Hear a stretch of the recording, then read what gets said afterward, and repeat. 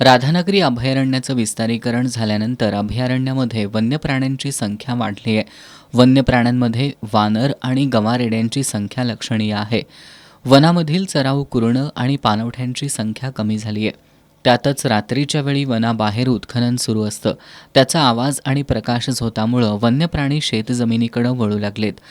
शेतकऱ्यांना पिकांच्या रक्षणासाठी शेतामध्ये झाडावर माचा उभारून प्रत्येक रात्री जागाव्या लागतायत. शेतकऱ्यांनी काबाड कष्ट करून फुलवलेली पिकं वन्यप्राणी उद्ध्वस्त करत असल्यानं राधानगरी तालुक्यात फक्त वन्यप्राण्यांनीच राहायचं का, असा संतप्त सवाल शेतकरी उपस्थित करतायत. चाफेवाडी इथं तर 50 एकरातील वरणा पीक गव्यांच्या कळपाकडून बाधित झालंय. जंगलाच्या हे वन्य प्राणी जंगलात असल्यामुळे जंगलात उत्खननचा मोठा आवाज व्हायला लागला आहे. बॉक्साईडचं उत्खनन चालू आहे आणि त्या उत्खननानं गवं जे आहेत ते जंगलात न राहता हे भयभीत होऊन शेतीमध्ये यायला आलेले आहे. आणि हे उत्खननचं सुद्धा अतिशय म्हणजे आवाज, डंबरांचा आवाज, JCBचा आवाज, पोकल्यांचा आवाज यायला लागल्यामुळं हे गहू प्राणी जो आहे तो भयभीत होऊन शेतीत आमच्या घुसायला लागलेला आहे. पावटा पिकाचं माझं अथोनात गव्हाने नुकसान केलेलं आहे.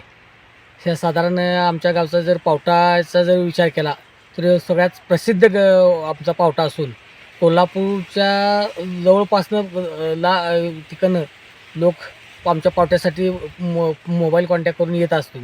पण आता पावट्याचं पीकच सगळं गव्हाणी फस्त केल्यामुळं आमचा उदरनिर्वाह बंद झालेला आहे. आणि वरणा पिकाचे काय सातबाऱ्याला नोंद नसल्यामुळे हे काय वरणा पिकाचं नुकसान आम्हाला देऊ शकत नाहीत. तर ह्या गव्हाणी इथनं उठावच केलेला प्रकार केला आहे. आता इथून पुढं आम्ही कसं राहायचं, कसं जगायचं, एक तर देश महासत्ता व्हायला लागला आहे आणि इथं आम्ही एकदम म्हणजे महाभिकार व्हायला लागलो आहे. आणि आजचे दिन आलेवाले हे खरोखर आमच्यासाठी आजचे दिन आहेत काय? वन्य प्राण्यांच्या उपद्रवामुळे तालुक्यातील दुर्गमानवाड, नाना पाटीलवाडी, संतू पाटीलवाडी, तळगाव, भगुलकरवाडी, पडसाळी, चाफेवाडी, बेरगळवाडी परिसरातले शेतकरी त्रस्त झालेत. प्राणी कळपानं येत असल्यानं शेतामध्ये राखणीस राहूनही वन्य प्राणी शेतीचं मोठं नुकसान करतायत. दिवसा शेतीत कष्ट करायचं आणि राखणीसाठी रात्री जागवायच्या असा दिनक्रम शेतकऱ्यांचा सुरू आहे.